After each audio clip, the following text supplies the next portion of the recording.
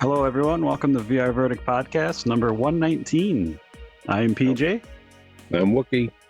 and we're here talking to Yassine from Salmi Games about his game Sweet Surrender. Hey, yeah, I'm Yassine. Thanks for having me. Yeah, welcome back. We were just before you popped in talking about you joined us when we were in Spatial Ape back in November, early November last year. That's right, yeah. And yeah, the game had been out for like a month or two, and holy crap, have you been busy? Yeah. Thanks for having me on again. It's really cool to be back. Yeah, we've been updating the game continuously since we released, and we still have quite a few more updates coming down the road. So we're quite excited about that. I'll let you get into specifics, but you've added character classes, extra map, like areas, like you've expanded the areas you have, and I think you're coming out with a new area. You've added weapons, you've added, there is a long list. So yeah, just give us a couple rundowns and yeah, it'd be interested to hear. Sure, yeah. In December we had one of our bigger updates where we introduced character classes, so sort of progression for the game where you can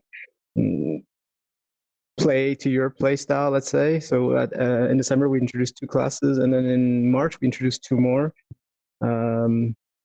And players responded quite positively to the classes. I think this was one of the number one demands. Not everybody is a fan of a pure roguelike experience. And so, yeah, the feedback there has been quite positive and very encouraging for us. And we've also we've added new weapons, but we've done a full pass on all the weapons to make all of them look high quality, let's say. And just tons of bug fixes and little tweaks and polish, lots of little animations and particles, things that were missing earlier on. We added a super hard mode called the lunatic class, which is just, yeah, it's hard. I can't make a dent in it. So. What's it feel like when your own game beats you? Yeah, yeah, it's embarrassing. We have like a weekly team call where we share like one moment from the daily run. And like our 3D artist, when he started, he was just brand new to VR, like just got instantly motion sick. And a couple weeks ago, he beat the full game. He was quite proud of that because you could see him making steady progress over the weeks and months. With some of us are not as not as good as some of them. Yeah, and also lots of gameplay balancing, a lot of just player feedback that we've been incorporating to try to address some edge cases and bugs, but also some improvements to the weapons or some new chip ideas. And you mentioned new area. We're working on our first major new area called the sewers. We've been working on that for months. Yeah, and we're hoping to release that in late July. And that's going to be, that doesn't add a whole new area to the length of the game, but it opens up alternate paths, let's say. Okay. And with that, we're introducing a whole new set of mechanics, some new enemies. We're basically playing with acid and damage over time, and we're also going to introduce more interactions and sort of smaller puzzles. So to add a bit of more depth to the game for those players who want to go deeper, let's say. Yeah, I'm not just saying this because you're here, but this is one of my favorite roguelike shooter games. Like, it's fun. It like the Thank you. graphics are amazing, but the way you've incorporated all the player feedback, like you can see it when you do your updates. You say like player feedback here, and that's just again lists upon lists, and that's really smart because you're obviously building the game that the people want, and like you've added like all kinds of mechanics, like a robot will pop up and say, "Hey, if you have one of these guns, I'll take it." And there's like secrets with that and paths and things like Yeah, it's crazy how much you've added just on a base, like you said, like a basic roguelike shooter, which I appreciate because it is nice to have some sense of like progression. yeah, yeah, absolutely. Yeah, I used to be when we were developing a game, it's very hardcore. No, it's a pure roguelike. There's no progression. We had lots of discussions, and we're like, all right, well, maybe we'll do progression one day, but first we got to get the basics right, and then we can layer it on top. Uh, that's worked out nicely. I don't think it would have. I think the overall game would have been a lower quality if we had tried to shoehorn it in before Yeah, launch. But now we're able to expand on it and also to, like you say, talk to the community and hear what they want to see. And like it's clear for us currently, like the main next thing, one of the things we should focus on is more melee, more stealth, perhaps like a melee class. So uh, that's been really nice for us just to get the feedback from the community and be able to ask questions and then draw from their ideas to make the game better. yeah, Yeah, and, yeah. It's sorry, go ahead. oh, I was just gonna say, yeah, you have the wrenches for melee, and it's pretty funny to go up and whack a robot with a wrench. Yeah, yeah, yeah, but we basically we only have the wrench, which is kind of Yeah, limited. And I think there's yeah more things. I mean, you could hit anybody with any weapon, but they're not pure melee. Uh, yeah. and there's some issues like the turrets. And when they die, they explode. They cause explosion damage. So that kind of um, it's not fun for a melee run. Yeah, I Yeah, think the last time I was streaming the game, I think he had just added. You'll know him better than I do. I forgot the name, but the gun that shoots and blows up. Like I killed myself so many times. Just like yeah, I got so far and then I blew myself up in the first room of the next level. I was so pissed. yeah, yeah. And we have to balance those things. Like it's fun when you die in a silly way, but it also it happens too often. Players get frustrated, so uh, we have to balance that. It's, it's tricky. Yeah, another thing we added was a home base, which um, I we were actually unsure how much the community loves it or not, but it was like it's something we wanted to do for a long time. Just have a shooting range, and people wanted to try out the weapons they've played and get a better feel for them, and also give us feedback on balancing. And uh, so that's something we rolled out in the last update, and it's also a place where you can see your progression and all the different things you've collected, and try out different enemies and different chips and different weapons. Yeah, I love how you added the ability to spawn the enemies and kind of check them Yeah, out and also shoot at them in your room. And yeah, and we're gonna keep improving that. Because that was like our first version. Like we have a new like the current gun racks are not so nice. So our guys have been developing a better way to lay out the weapons so you can quickly try out all the weapons without having to move around. There's just a lot of little polish and improvements. yeah, my it was an early edition, but one of my favorite additions was the extra back slots for weapons because in a game that has so many cool weapons, like I literally like I'll have every spot full and then I'll have one in each hand and I cannot let one go. Yeah, So before that it was I really like hard this to like one. manage. Yeah, yeah, um, yeah. It's good. I'm glad you noticed that. We've also unfortunately we had a few bugs where like you would sometimes store your weapon and then it would just disappear or it would collide with something else. And like it's not the game is bug free now, but a lot of these issues are gone. So you don't lose your weapons, which used to be quite frustrating for players. Like I said, you guys have been busy, not only adding like the new fun stuff, but you've totally seems like you've retooled a lot and cleaned up and almost redone everything from every aspect. um, yeah, in a way. In other ways, there's more stuff we'd like to do, which is it leads to sometimes some heated discussions because it's like, well, if we make this change, it's going to be 6 months of work, and this is so Yeah. core to the game. Uh, but yeah, I think the game's in a good spot right now, and we still have like a huge roadmap of things we would like to add, and um, the community's still active, so we're going to keep working on it for the foreseeable future. We're quite happy about that.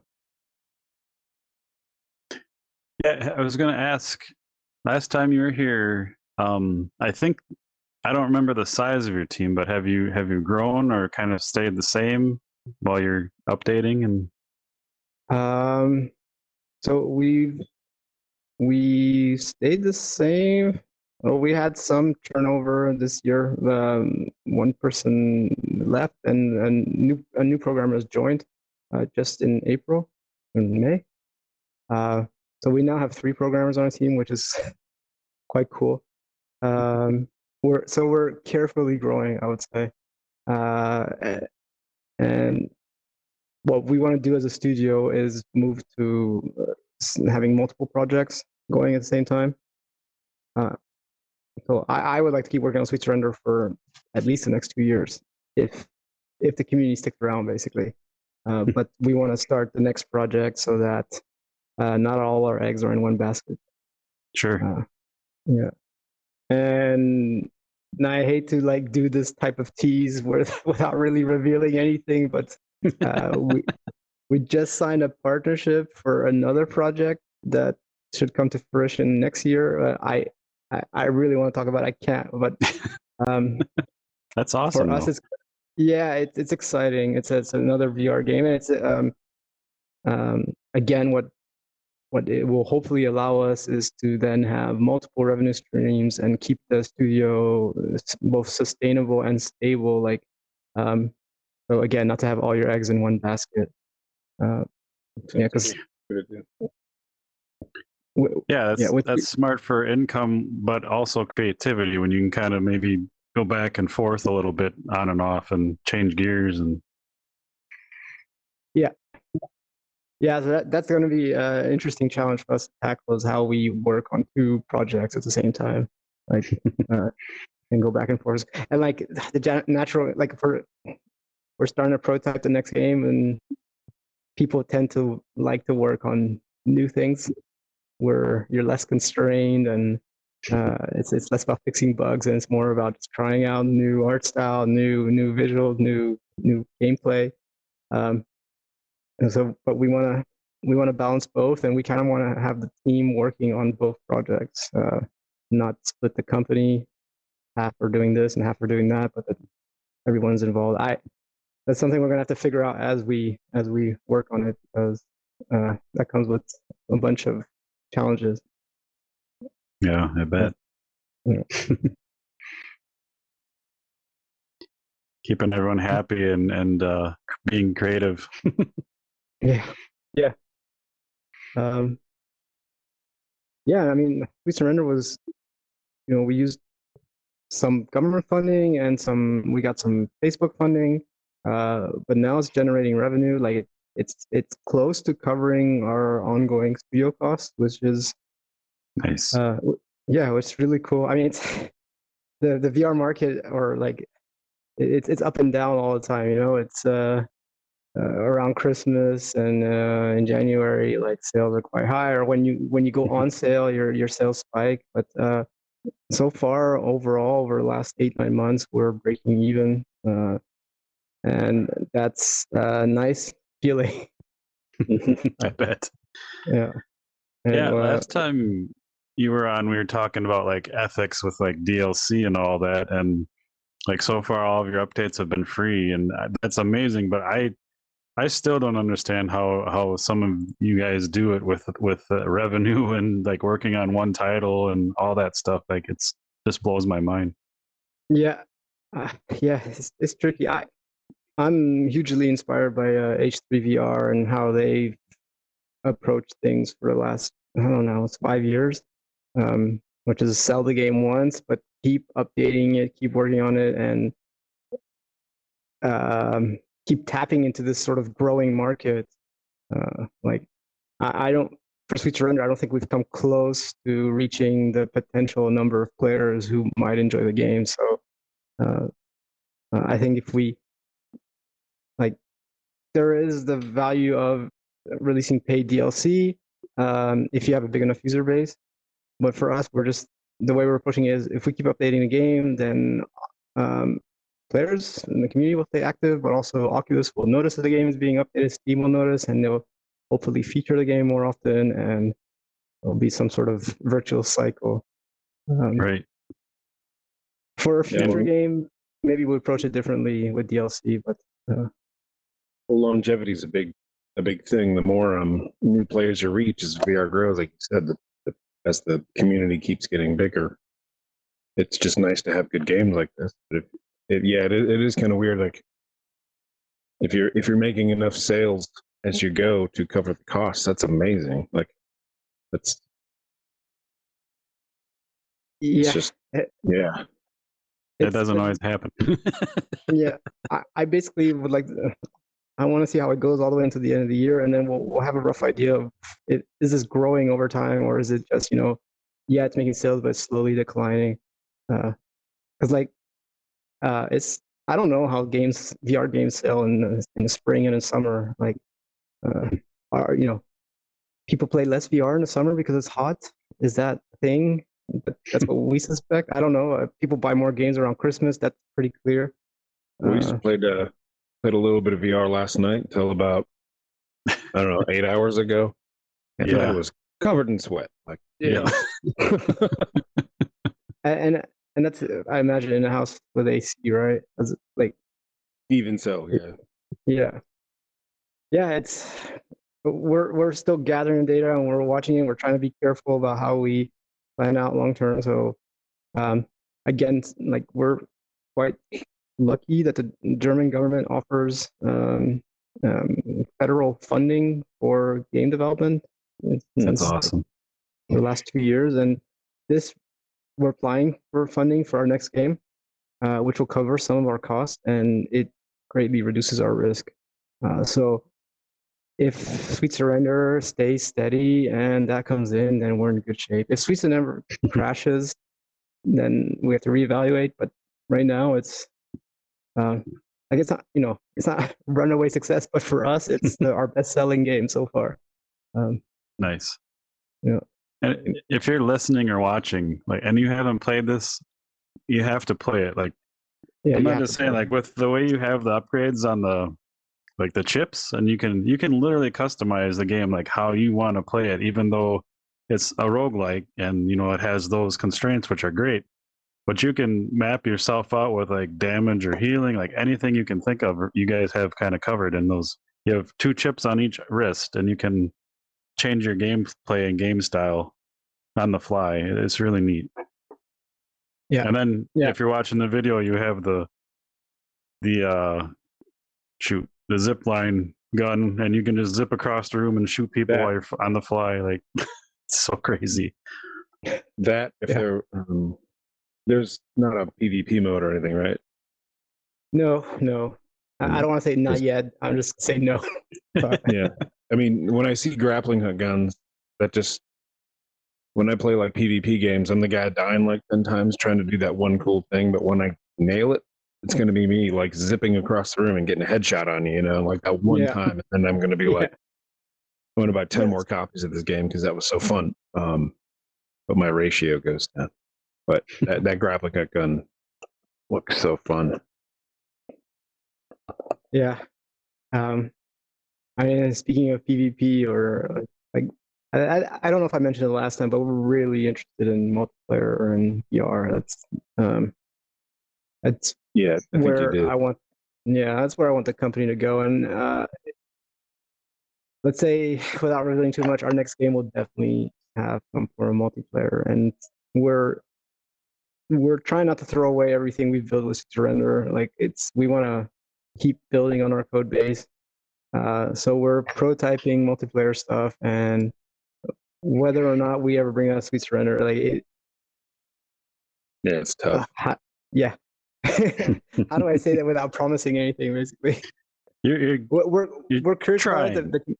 Yeah, we're trying. Yeah. We'd love to have multiplayer. We wanted to have co-op in it. It just would have been like a game of an order of magnitude bigger. I would say in terms of complexity. If you make it work, you make it work. If not, next game. But we did talk about your other games, Late for Work and Gorilla, last time you were on, and you know, those are like, well, one of them was asymmetrical, so like, and I think we did talk about adding multiplayer to this back then. Like you said, you're interested, you want to do it. That was, I think, your first game was the asymmetrical. Late for Work, correct? That's correct, but it was all local. Yep. Yeah. Which it's just doing it local was it's a whole set of challenges. Just dealing with somebody connecting a gamepad and then dropping out, or things like that, is quite tricky. But what I care about in a game, especially with multiplayer, is it has to just work perfectly. Like you should be able to join a game, a friend's session, leave at any time, and the game doesn't crash, doesn't hang, doesn't do any weird states. It's just it should be jump in, jump out. Wookie can attest to that. We were playing Elven Assassin last night, not to bring up another title but I don't know, his Wi-Fi was cutting out, so he dropped once or twice, and in that game, if you drop, you lose all your score, so you don't get any progress. And you come back, you can rejoin, but no progress, and that's frustrating as hell. Definitely, yeah. I think you guys ever played Left 4 Dead? Oh yeah, back in the day, like he did that for me. And that's for me is a game that does like multiplayer really well. At least that, like, you can go idle and you automatically turn into a bot after 30 seconds, but then you can come back and take over the character. And I mean, you don't unlock your characters or do you don't have really progression outside of the game, but you're still there with your people, with your group. That's a game I think that does co-op multiplayer really nicely with all the little call outs and well, everyone's got that one friend that doesn't talk at all. So it's nice. The game kind of does it for them, and like you said, like life happens. If you got to put your controller down, the bot kicks in. It was a almost perfect system. And we've been testing out Borderlands 3 recently, which is a super ambitious game and quite complex, and it works. It's I don't know. There's I don't want to sound arrogant. There's just things we would approach a little bit differently if we were to do that. I just mentioned Borderlands because people have compared our game to Borderlands in the past, even though, again, Borderlands is like AAA, large team, and all this. But I played a ton of Borderlands 2, and I remember that being a really fun co-op experience. So it's tricky putting that together. Yeah, that's why it's nice to hear the dev side, because as a gamer, and you hear other gamers like give it 5-10 minutes, like, oh, this is crap, moving on, and blah blah blah. It's like you don't understand what it takes. And to keep a server up as well, or to deal with a surge of new players, like Zenith had to, and like it's complex as soon as you add multiplayer.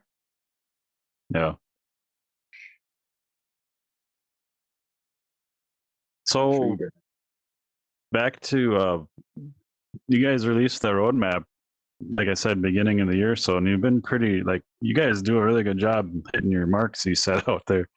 Thank you. How many more marks do you have for this current year, do you think?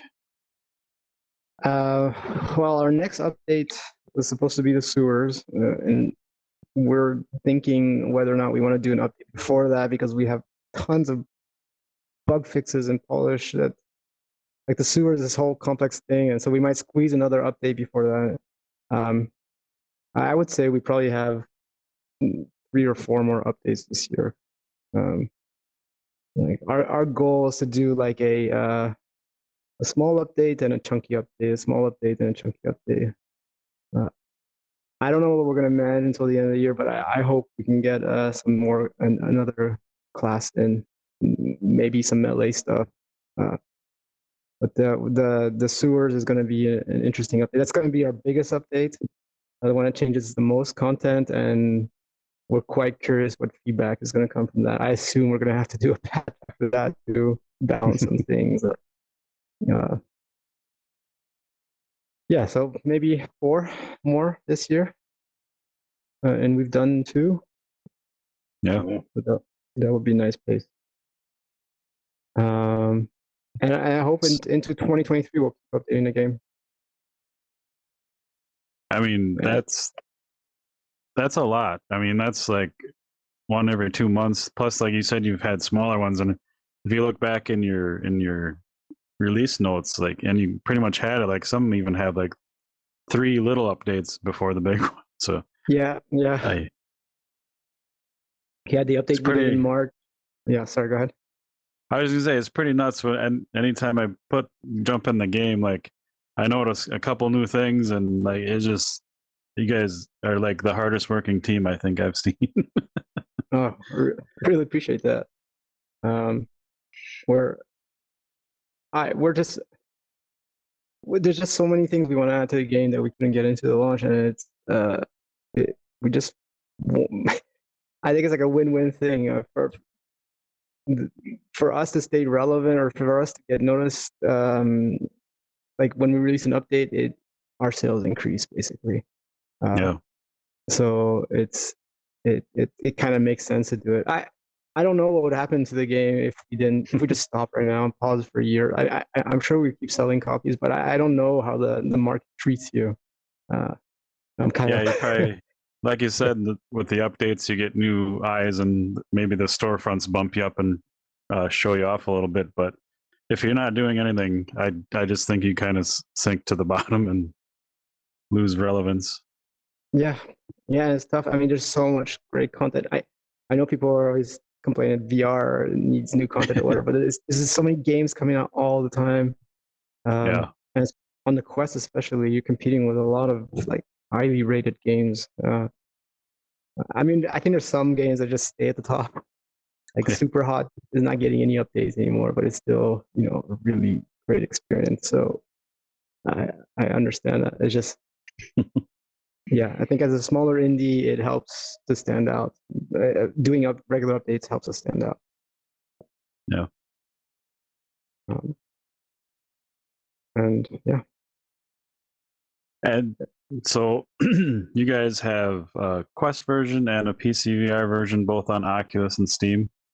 And yeah, with the art style, yeah, it looks great on both, but it is, even on the Quest, like it is just smooth. Like you guys did such a great job with optimization. Like I barely notice a difference between the 2 versions. I mean, like you see the extra coat of paint and stuff, but like mechanic wise and smoothness, like it's pretty damn close. That's pretty impressive. Thank you. Yeah, I mean, the Quest was our lead platform, and it's our biggest market. So we always designed it for that, and we always made sure the performance was good throughout, so that it wouldn't be a nightmare at the end of development to try to like optimize everything. Yeah, it's smart. We still have it on our roadmap to add more advanced features, high-end effects for PCs. Like the game on PC is basically if your headset can handle 120 hertz, then it'll run at that. I think where the game, how do I say this? The game looks best on headsets with the highest resolution because like the higher the resolution, the sharper our outlines are. So like if you have a high-end PC headset, then it tends to look nicer there. But in general, we're quite happy with how it looks on the Quest, and and the choices we made with the outline effects and all that. Yeah.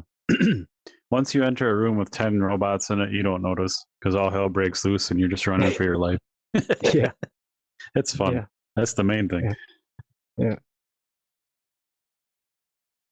I don't expect you to release any information, but I am curious to see what you guys come up with for new enemies because with the current, like the enemies that are already in the game, like there's so much difference that it has great mechanics and how you take each of them out and your options. Like you mentioned adding like a stealth class, but you can kind of go stealth right now a little bit, so it's you can actually like mix it up. Like I said, even without all the other uh enhancements you can put on your wrists and stuff, just normal straight up gameplay, you can kind of make your own fun too. Yeah, yeah. I mean, yeah, you can sneak around and get the most of the bots from behind. But yeah, we'd love to add some extra tools so that you can really try to go for a silent assassin mode and get rewarded or recognized for it. Yeah. Recognizing for it is the biggest issue because like back in the day playing like tenchu stealth games stuff like that, if you didn't kill people, I think you got points for that because you evaded them instead of just killing everybody. So that's always fun, but you never get rewarded for it anymore. Yeah, yeah, exactly. Like it's nice when you're like, oh, is the game going to notice this? And then the game actually does notice it, and it's like, yeah, kudos, you did that. And yeah, we would like to add more of that. Because it's like if you can make it spooky enough, like PJ said, he died in a silly way or something. It's funny, but it's like, oh, God. But if there's 3 robots walking by and you're hiding, there's just as much more suspense and excitement. I think when you're like, they could just turn around at any moment, like and I'd be screwed. Yeah. There's just as much work on your immune system and your nerves. No. Yeah, it'd be nice at the end to have like 4 close encounters avoided. Yeah, time spent close to unaware enemies and stuff like that. Yeah. I think I was going to bring that up next, the weekly challenge mode, but I think that would lend itself to that pretty well, and really kind of not force that, but give everyone the option to at least try it seriously, and when it's the weekly challenge type of thing. Yeah, There's a whole class of improvements we want to make the game that we haven't touched yet, and those sort of challenges, weekly challenge or later custom mutators where you can set up something and then send your friend a challenge. Can you get through this seed without alerting anybody? I think that's like a huge thing we could tap into that we haven't yet, and that we want to work on. And I think it also helps keep the game alive. And if you've got interesting challenges coming up on a weekly basis or a monthly basis. And did I misspeak? Is it currently a daily challenge or is it a weekly challenge? I think it's a daily challenge currently. That's right. Yeah. Oh, but there should be a weekly challenge. There should be a yearly challenge. You can only do it once a year. Might need save points for that one. We are working on saves. Sweet. That should be in one of the next 2 updates. That's been requested a lot. Like just save and quit basically, and then you can just continue from the level you stop. Yeah, because sometimes you got to put down your headset after 20 minutes because life, right? Yeah, it's a bit frustrating. Yeah. Yeah. So that's on our roadmap. That's it's not done, but my colleague's been working on it the past 2 weeks. It's mostly working, and we just got to fix the edges. Nice. Yeah. I just wanted to mention something else. Something we had in development that we cut out shortly before release because we didn't flesh it out enough. Is basically we had random events happening on some levels. Like you would start a level and there'd be and it's infected with spiders, so you'd have spiders everywhere, or is the radioactive level and you had to get out in under 30 seconds. And we had the whole system in place, but we didn't have enough cool events instead of just frustrating ones. But that's something we would love to explore again because it adds a twist. Um, like one of my favorite games is Spelunky, and they have this dark level mode where you enter a level and it's just dark. You got to carry a torch now through the whole level, and that Nice. makes a normal level feel super scary and adds a different type of feel to the game. But that's the thing. We have a lot of systems in the game that we haven't really made use of yet, and I hope like next 6 months, next 12 months, we start digging into that a bit more. That would be an epic addition to your game if you just kind of had like randomly the lights kind of dimmed and went out, and you had a little like headlight that popped on, and that's it. That would be so awesome. Yeah. We even had tests where you played it. It's like everything was black, and the only thing you could see is the outlines of the objects and the enemies. And it's not fully dark mode, basically. You don't have a spotlight, but it felt different, and it still looked cool. Everything was still recognizable. That's. I'm gonna go back to work on Monday and annoy my colleagues. Like, oh, we gotta try this and this and this. Like, you can't go talk to those guys anymore. Like, Yeah. I forget, is it Berserk mode or something else? But when the screen goes red and like the music really freaking pumps up, like that is fun as hell. Is that like rage mode? Rage mode, that's right. Yeah. Yeah, it's one of the first ones we had in, and yeah, the music is awesome. That also gets my heart pumping. Like, but yeah, that's something we had early on, and I think there's tons more cool ideas like that we could try out. Just really mess with the visuals or to emphasize a certain state that you're in. You were asking me about new enemies. The new area is going to introduce some new enemies. Sweet. Yeah. I guess it's not really spoiling anything, but we wanted to share a GIF on our Discord. One of our programmers has gotten the spiders to walk on the ceilings now. Oh shit! So he managed to get a nav mesh working, and that adds another dimension because right now they just drop on you, but now they can actually like hunt you and then drop and ambush you. So that's going to be interesting. Yeah.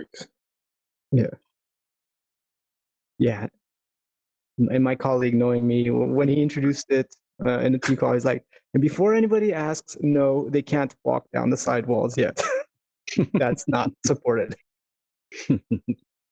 He said yet. Yet. I actually didn't say yet. I in my head, I heard yet.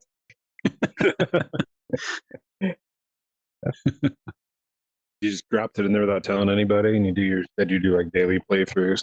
Spiders just started like crawling out of everywhere. Yeah. I would run. Yeah, it's scary. I still get caught by spiders dropping on me.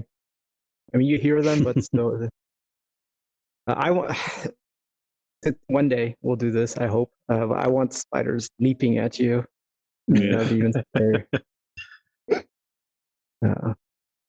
But that's tricky currently. So that's also an area we want to work on. Or we're planning to work on in the next few months is to do a big pass on the enemy behaviors. Like they work decently, but there are a bunch of scenarios where they sort of act dumb, let's say.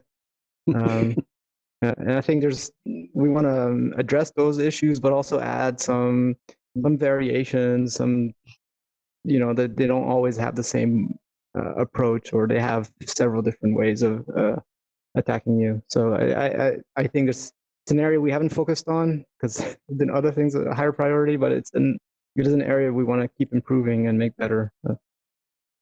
Yeah, that's awesome. I love randomness on everything possible is great. For those spiders though, since there's a zip cable, like I think it'd be cool if the spider could like zip to you, like you'd see the grapple hook stick into you, and you could like cut it or something before it gets to you. But Oh man, yeah. Stop it. Or they can shoot the web and you get Yeah. stuck, and then they come and jump on your face. You could give them a little mouth.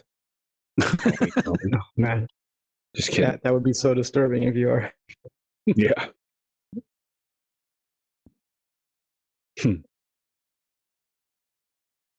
With spiders, especially, do you get any people saying, I'm irrationally afraid of spiders, so I can't play your game or anything like that?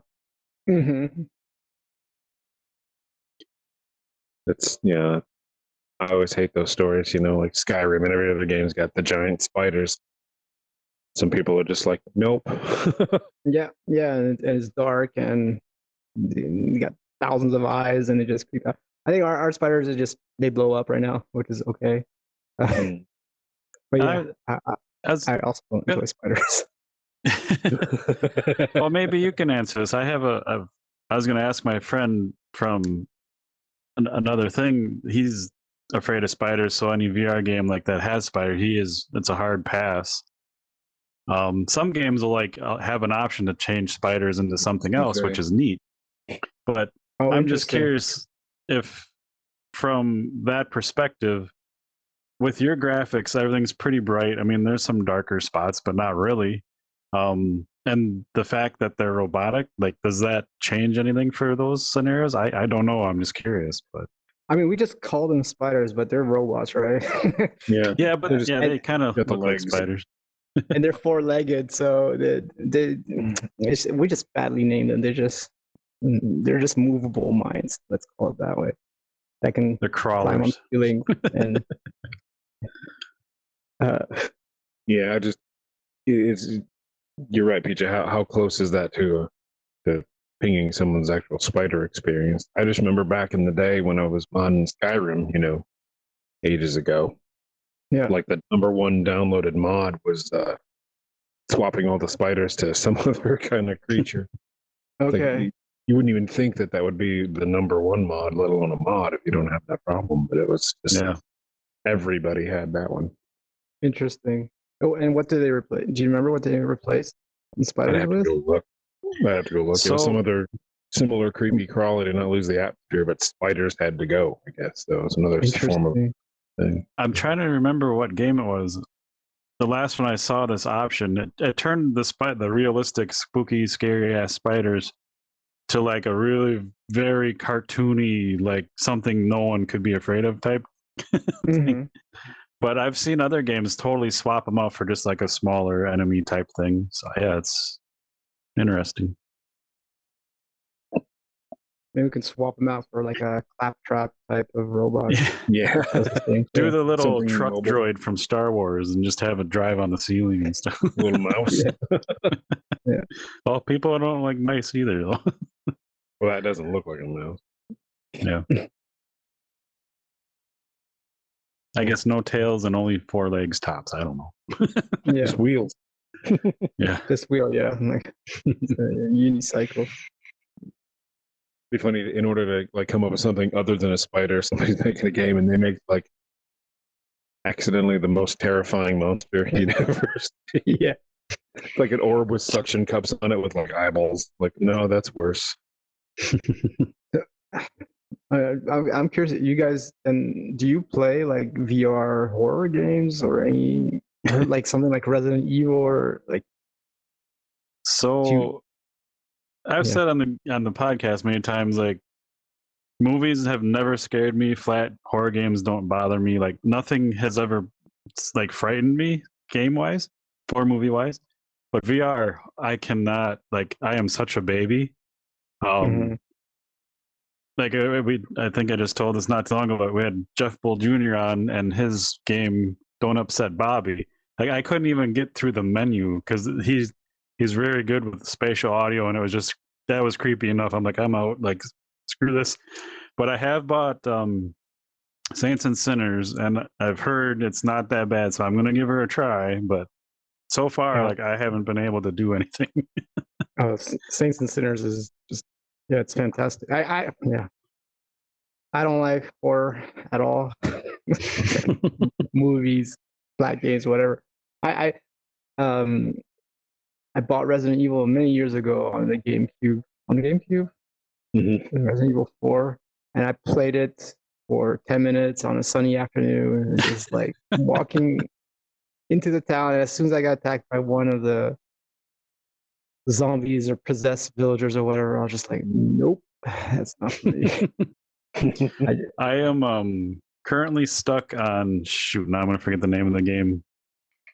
The one of the main zombie games is 2-player mode. Crap. Anyway, I was proud of myself. I got yeah. Thank you. I'm currently stuck on I think it's the third or fourth area. I'm proud of myself. I got that far by myself because no one will ever play co-op with me. But I'm down in this mine, and I've gotten through most of it, which I'm very proud of myself. I did scream a couple times, but I'm like in the middle where like all the lights go out, and I have a flashlight, like I was mentioning, and I haven't been able to go back and finish it. I need a buddy. That just reminds me of Doom 3, I think, with the flashlight, and yeah, I can't play those games basically. It's just not enjoyable. For me. I understand that others enjoy this. It's just Yeah. So we can't really have that in our game either because yeah, you can't make it. No. And so the spiders are at the edge of the comfort mode, and they don't do any creepy sounds. But when they start crawling towards you, it is panic mode for me. Yeah. Mostly because I know they're going to blow me up. But well, it just reminds me of Phantasy Star Online back in the day. We used to play that, and my girlfriend would like. There's this mines level that's kind of like similar, kind of your aesthetic, but it's just metal everywhere.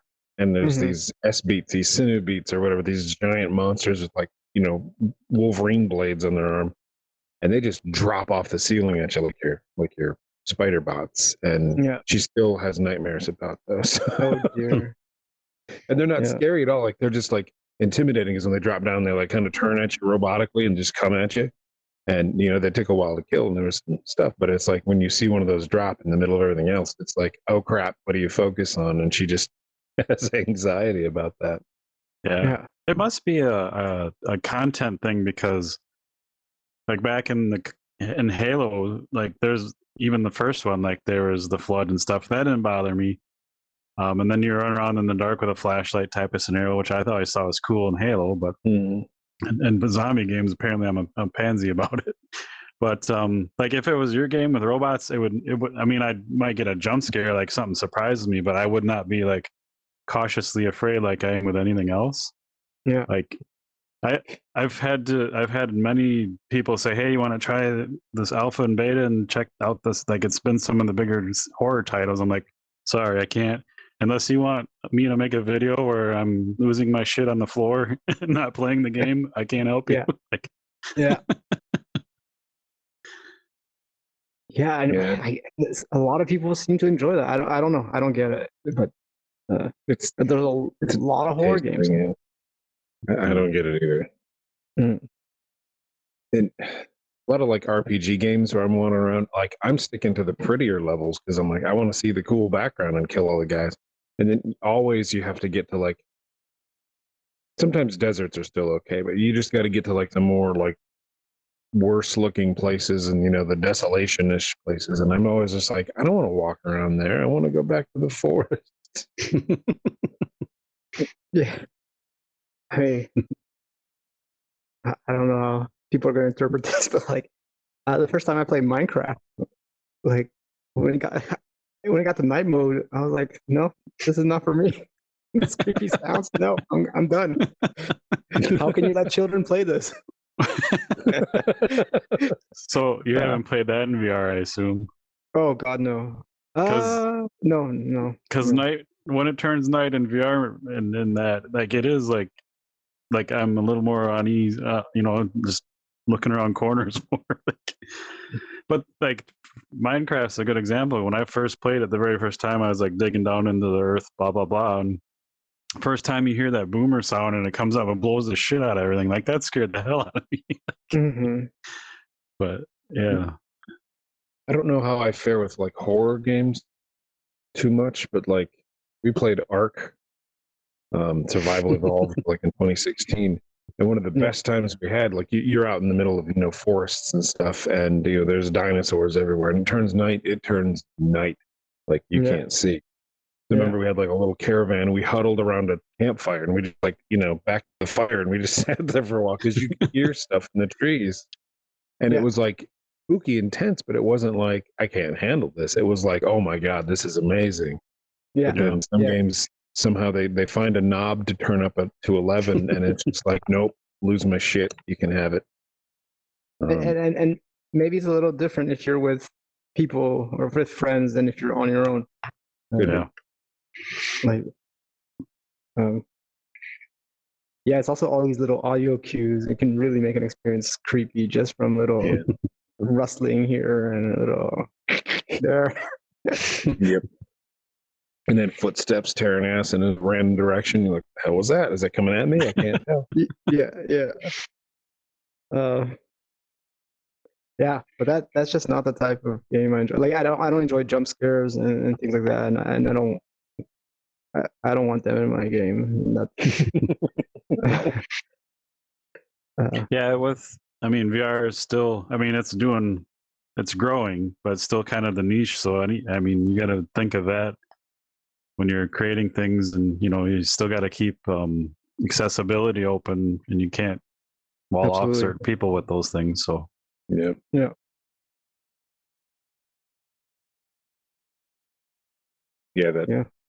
That Skyrim modding out the spiders turned that kind of like made me aware of that, and it's like how much of that kind of stuff it is like accessibility. Like how do you make that game? I guess some people just won't play those games with the spiders or with the jump scares. It's fun. Yeah. You got me who if the area doesn't look cool anymore, it's like, well, you tried to make it real scary and creepy, like a volcano or something. I'm like, I don't like it. I'm gonna go over here. I'm gonna go back a level.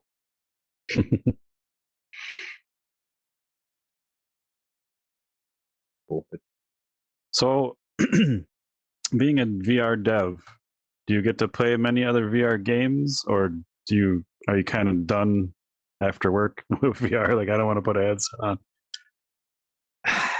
Yeah, me personally, I'm quite limited with my time these days. I got 3 kids at home, and work's a little bit stressful. So I don't. It goes in waves. Let's say like I definitely like to try new VR games and get a feel for them. And then at different times in development, we definitely spend more time playing other games just to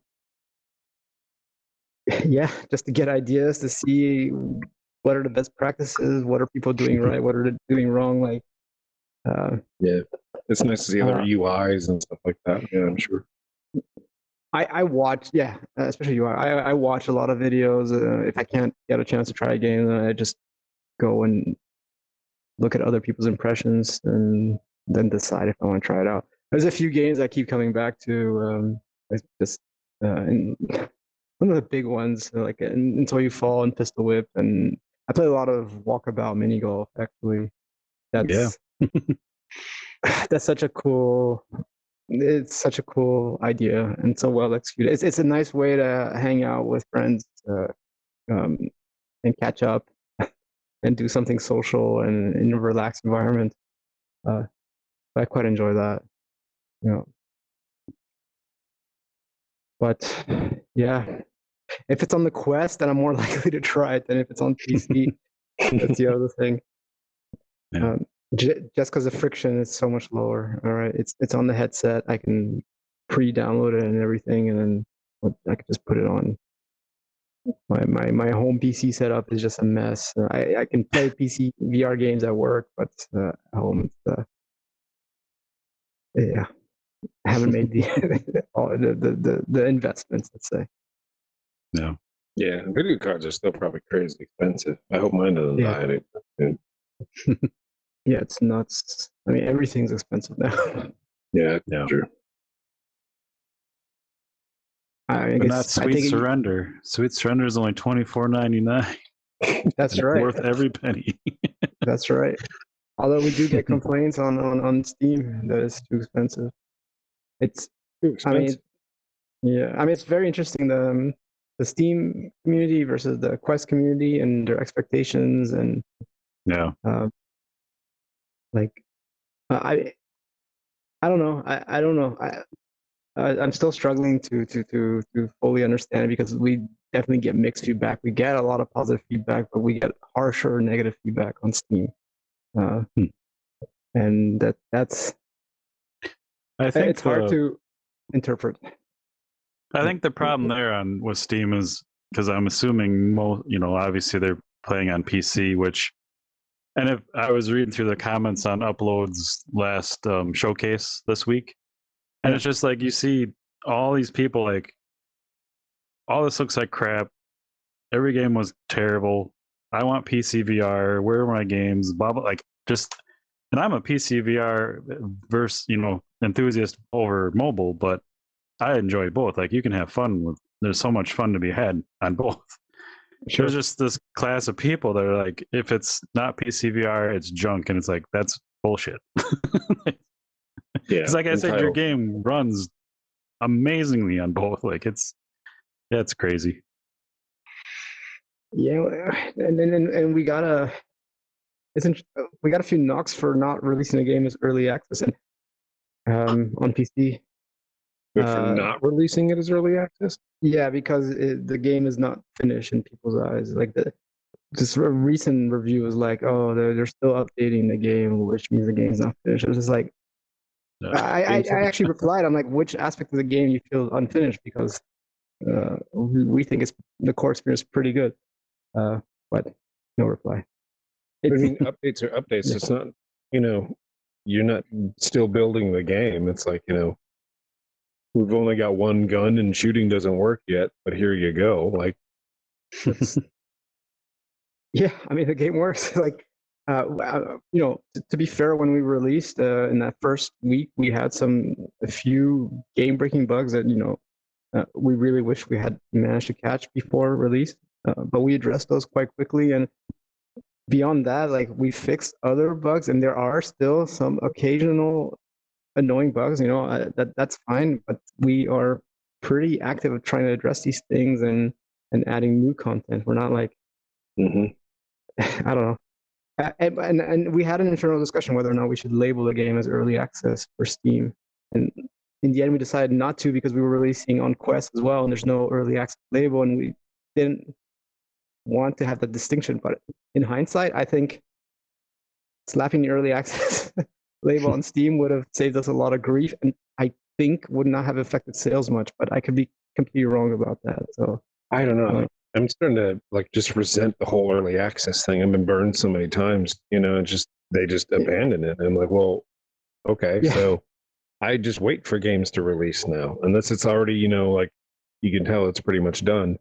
But yeah, I don't want to play myself out of the experience and then have them release full game with like a better experience and just yeah, it's tricky. Different games use a label differently. Like H3VR again, they've been in early access for half a decade, but but they say the game's not done, but it's like 5 games already in that game. It's extremely polished, and but I think it just. Yeah. I say early access just seems to be like an umbrella to not actually have to take responsibility for anything. Like when you launch a game, there's it's a game and you have to upkeep and stuff like that. If you have it early access, you can put in you shouldn't be able to put in like a cash shop at all. But games will go early access, and then you'll just be giving them more and more and more and more money. But are they going to finish it? It's weird. Yeah. So you got to contend with that point of view as well. Like, well, your game's not done, so why should I invest in it? Which is fair, I don't know. We're not sure how to approach Steam. Like, it's not like our sale. To be super clear, Quest is our main market. Like, that's where most of our revenue comes from. Steam brings in money, and I'm still glad we released on Steam. Like, We've always released our games on Steam, and we will keep doing it. But it's harder to manage people's expectations, I guess. I don't know. It bothers me personally, but I don't know how much energy I should spend on it because Yeah, I think the safest route is just say developed for Quest, released, and releasing on Steam. But that stuff makes me mad because I personally love companies like you have on the Oculus platform cross buy, so I can play it on either one, only buy it once. Yeah. That stuff is important to me because, like I said, I'd rather play everything on PC myself, but I also have those days like I want to show off the games on to other people on my Quest, or I want to go outside and play, wirelessly, blah blah blah. Like I just love the whole gambit of it, and people like that with those kind of comments, are very possibly like we're devs down to we're like, all right, we'll just stick on Quest and we won't do PC, and then I get mad about that. Like it's such a weird scenario. Yeah. On Steam, we have there's one guy who left us a really detailed negative review right at launch, and like the guy's a power player, and the review is fair in some ways. Like he's harsh. He's like, oh, everybody was complaining our game was too hard, and this guy was like, oh, this game is too easy once you figure out the mechanics, whatever. And it's like, all right, it was a massive review. It's our top rated review, and didn't know how to engage with it. And eventually they're just like, all right, well, I'll just engage with it. I'll just say, okay, appreciate the feedback. We're still working on, we're going to improve these things. And it's, it's now got quite a long thread going. And it's interesting. Like we have had comments afterwards, like saying, well, I appreciate the devs actually engaging in this and with their response. So we're using it as a way to further advertise the game or show off or demonstrate that we care, and we'll keep addressing issues as we notice them. Trying to turn something into a silver lining, let's say. Yeah, I mean, using a negative, turning it into a positive is a pretty good thing to build communities with, I would think. Like, yeah, you're not afraid to, address that comment, and yeah. Didn't manage to flip the guy to a positive review though. We sent him. We sent him a key in April, like, hey, you want to try again, but didn't hear back.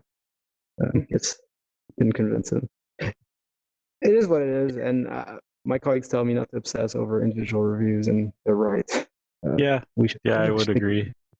And then because you also get like content creators or like power players, like, and I've kind of do this a little bit myself too, just to keep up for the podcast. But like, they want a brand new game, they want it before anyone else. They burn through it. They don't really care. They're just, I'm making a video and then I'm done. I'll never play that game again type of scenario. So you have to take all that stuff with a grain of salt. It's like, because I've had moments where I feel bad, like, oh, this game is really fun. I put my time in, but obviously everyone only has so many hours in a day. And if I have like 10 games that I really like and I'm in the middle of, like, I can't add another one. I'll play it for an hour to do the podcast, but I can't add anything more until I finish one type of scenario. Of course, and there's so much content now. Like and not just in games, but across media, right? Like TV shows and movies, and it's impossible to consume all the good content or give it enough time. You gotta, and that's fine, right? That's why I play your game. I come back to it at least once a month. It's probably more than that, but it's at least that. And I'm always like just so happy to get back in there every time. And I'm like, oh, look what they did here. Like, that's cool. I appreciate it. Thank you. No, it's cool. All in all, we're pretty happy. And good. Really can't complain. And,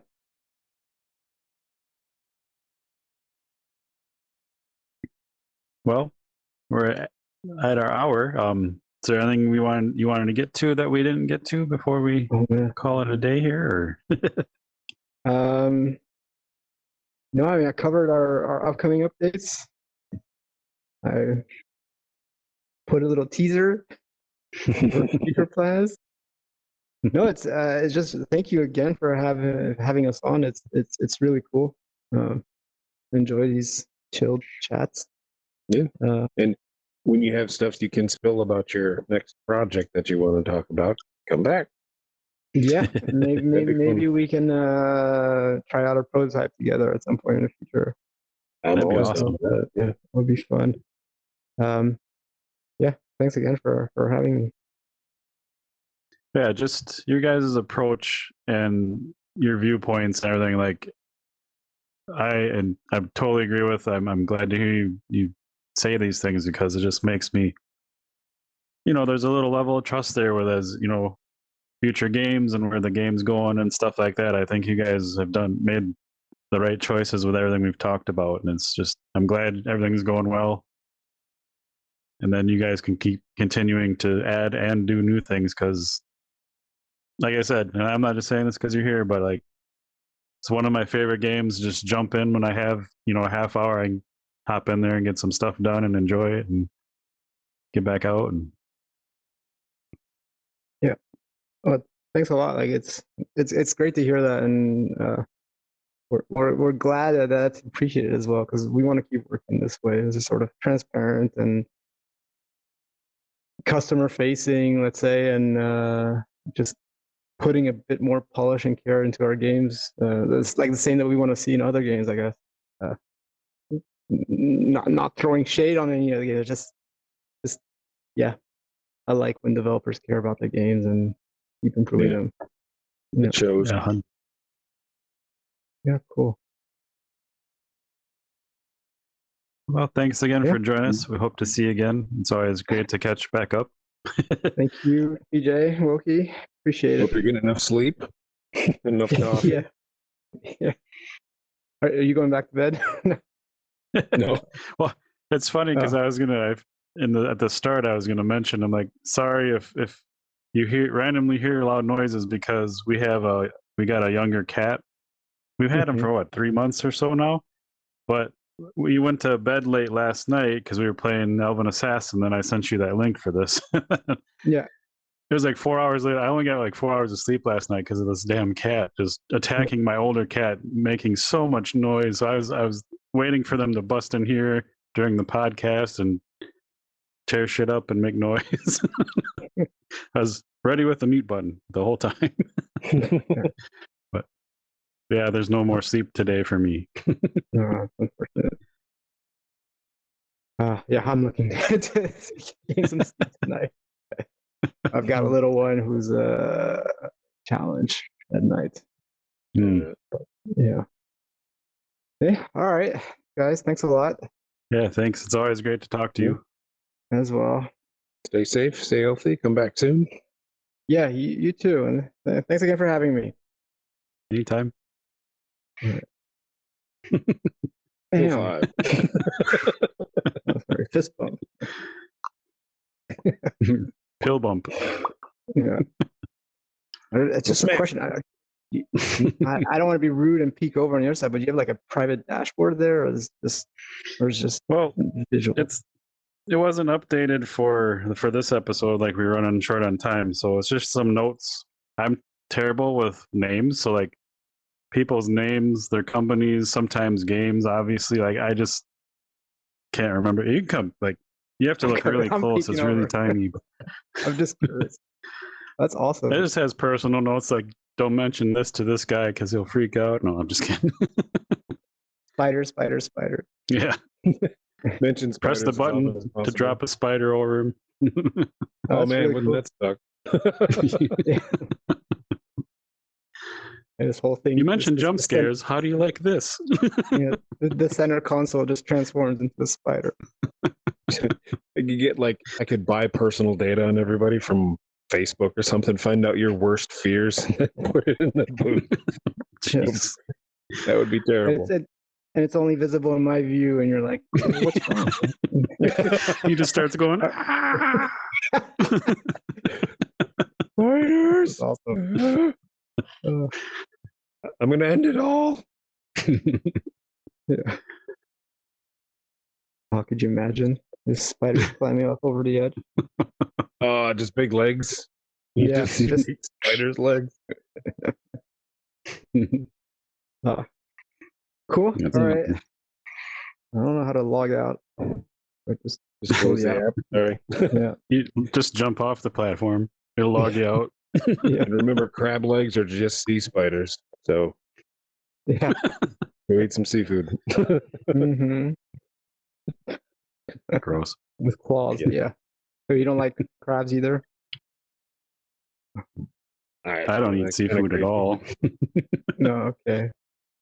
That's just silly. Bottom Mm. feeders, you are what you eat. That's They got salmon, Yeah. tuna steaks. Come on. all right, guys. I'm gonna go. See ya. Take it easy. Well, that was just scene from Salmi Games talking about his game Sweet Surrender. Honestly, if you haven't played this game, it's one of my favorites. It's a blast. You can jump in, jump out, always make some progress. There's a daily run. If you just jump in and do the daily run, it's fun. They've added a lot. They're hard at work on more stuff. The graphics are great.